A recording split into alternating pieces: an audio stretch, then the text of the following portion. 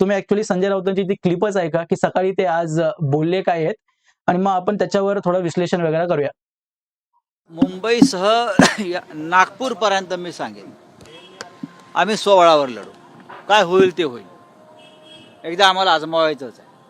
नागपूरला सुद्धा मी सोहळावर लढणार आहोत. माननीय उद्धवजीने आम्हाला तसे संकेत दिले. आत्ताच मी आमचे या शहराचे शिवसेनेचे प्रमुख प्रमोद मानमोडे यांच्याशी चर्चा केली, शिवसेना शहर प्रमुख, आणि असं आमचं ठरत आहे की मुंबई असेल, ठाणे असेल, पुणे असेल, नागपूर असेल, कार्यकर्त्यांना संधी कधी मिळणार? आघाडीमध्ये मग लोकसभा विधानसभेमध्ये कार्यकर्त्यांना लढण्याची संधी मिळत नाही आणि त्याचा फटका पक्षाच्या वाढीला बसतो. महानगरपालिका, जिल्हा परिषद आणि नगरपंचायतीमध्ये स्वबळावर लढून आपापले पक्ष मजबूत करावे. ओके, तर संजय राऊतांच्या पूर्ण वक्तव्यामध्ये 4-5 पॉइंट्स आहेत. सगळ्यात अगोदर तर त्यांनी ते मी सुरुवातीला जे सांगितलं की नागपूर पासून ते पूर्ण मुंबईपर्यंत सगळ्याच महानगरपालिकेच्या ज्या निवडणुका आहेत त्या स्वबळावर शिवसेना आघाडीपासून वेगळं होऊन लढणार आहे. दुसरा मुद्दा त्यांनी असं म्हणलं की उद्धव ठाकरेंनी असे संकेत आम्हाला दिलेत. आणि तिसरा मुद्दा, कार्यकर्त्यांना कधी संधी मिळणार, म्हणजे कारण आघाडीत आणि विधानसभेत कार्यकर्त्यांना निवडणूक लढवण्याची जी इच्छा असते, काही लोकांना तिकीट भेटत नाही, तर अशा लोकांना महानगरपालिकेत म्हणा किंवा सेटल केलं जातं, तर त्यांना कधी चान्स भेटणार, पक्षाची संघटना कधी मजबूत करायची. तर असे मुद्दे ऍक्च्युली संजय राऊतांकडून ऐकून ना मला शॉक होतोय. कारण संजय राऊतांकडून कसं आहे, सवय आहे की निरर्थक गोष्टी, निरर्थक वक्तव्य हे संजय राऊतांकडून सतत आपल्याला ऐकायला भेटलेले आहेत. पण जेव्हा असे ज्ञानवर्धन गोष्टी संजय राऊत बोलतात तेव्हा थोडासा शॉक बसतो, नॉर्मल आहे. पण संजय राऊतांनी एक पॉइंट उचललाय की कार्यकर्त्यांना कधी संधी मिळणार. म्हणजे मला आश्चर्य झालं की उद्धव ठाकरेंनी कार्यकर्त्यांचा विषय किंवा त्यांची चिंता कधीपासून ते करायला लागले. कारण उद्धव ठाकरेंचा इतिहास मला एकच गोष्ट सांगतो की सतत स्वतःच्या फायद्यासाठी पक्षाला तोडून मोडून त्याची विचारधारेला सुद्धा विसरून कोणासोबतही गठबंधन करणं, कोणासोबतही सत्तेच्या लालसेपोटी जाणं, हे उद्धव ठाकरेंचा इतिहास राहिलेला आहे. आणि कार्यकर्त्यांची इच्छा तर त्यांनी कधी बघितलेली आहे? त्यांनी 2019ला कार्यकर्त्यांना कधी विचारलं का, अरे बाबांनो, आपलं हिंदुत्वाची विचारधारा आहे, मग मुख्यमंत्री होण्यासाठी मी राष्ट्रवादी सोबत जाऊ का किंवा काँग्रेस सोबत गठबंधन करू का, बाळासाहेबांच्या विचारधारेचं काय होईल, याविषयी कार्यकर्त्यांना कधी विचारलं का त्यांनी? यावर संजय राऊतांनी स्पष्टपणे सांगितलं पाहिजे. म्हणजे आपल्या मनात आलं, मातोश्रीमध्ये एका रूम मध्ये बसून डिसिजन घेणं हे उद्धव ठाकरेंची सवय. आज अचानक मुंबईची महानगरपालिकेत आपली जी लंगोटी उरली सुरली आहे, विधानसभेत जी उरली आहे, जी इज्जत उरली आहे, ती वाचवण्यासाठी महानगरपालिकेत आघाडी धर्माला टाळून किंवा त्याला जे महायुतीसोबत केलं त्यांनी तेच आपल्या फायद्यासाठी पुन्हा एकदा आघाडीसोबत करणं हे उद्धव ठाकरेंना शोभत नाही. पण काय करणार, जो स्वभाव आता तेच आहे, सवय लागली आहे त्यांना. सतत आघाडी युती असो, धोका देणं, त्या आपल्या फायद्यासाठी सगळ्यांना, पक्षांचं कितीही नुकसान हो, आपल्या जी इज्जत आहे ती कायम ठेवण्यासाठी उद्धव ठाकरे कोणत्याही पातळीला जाऊ शकतात, हे त्यांनी सिद्ध करून दाखवलेलं आहे. आता एकतर त्यांनी दुसरा एक पॉईंट म्हटला की आम्ही सुडाचं राजकारण करत नाही, संजय राऊतांचं असं म्हणणं आहे.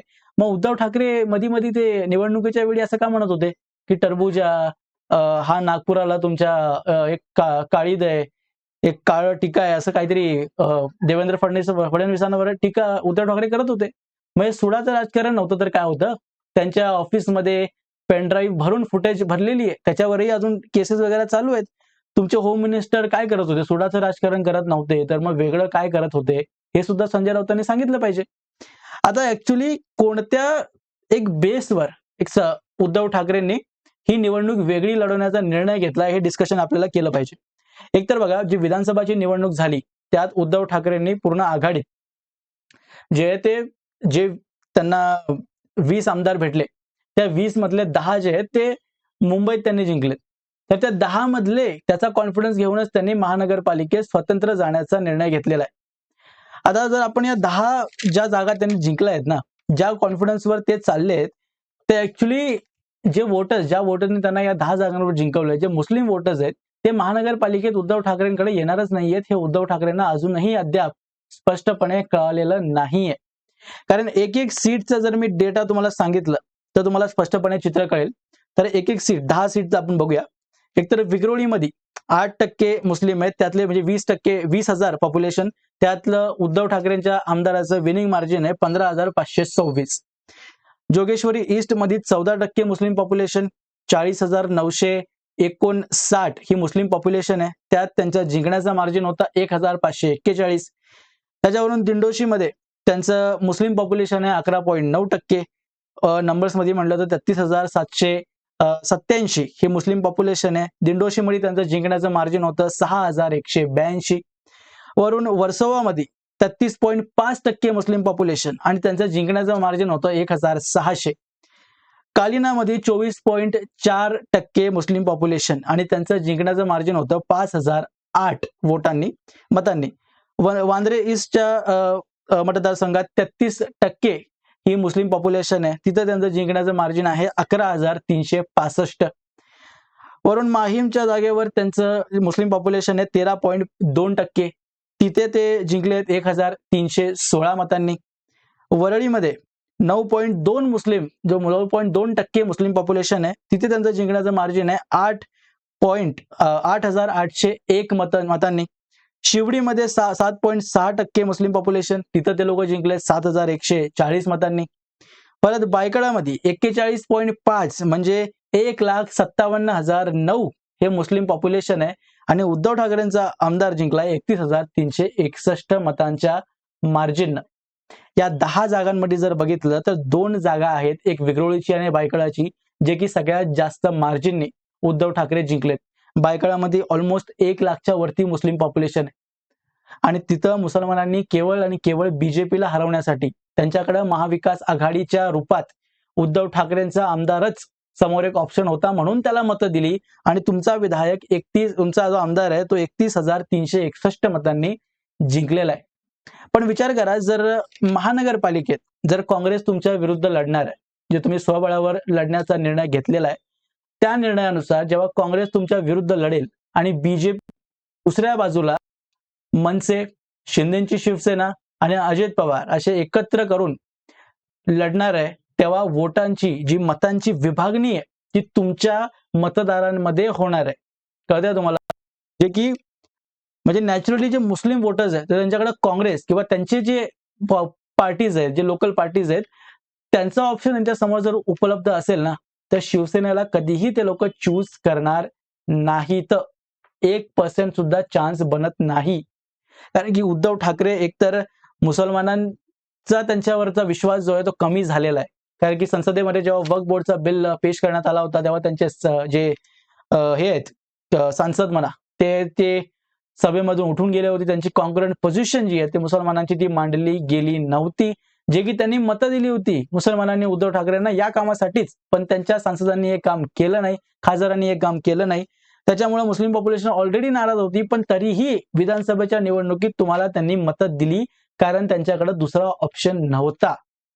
आणि खास करून वरळीमध्ये ते तर एक आपले शिंदेच्या शिवसेनेमुळे तुमचे वोट वाचले तिथं, आणि शिवडीमध्ये सुद्धा मनसेमुळं, परत माहीममध्ये सुद्धा मनसेमुळं तिथं तुमचे मतं वाचली म्हणून उद्धव ठाकरेंचा जो आमदार आहे तो निवडून आलेला आहे.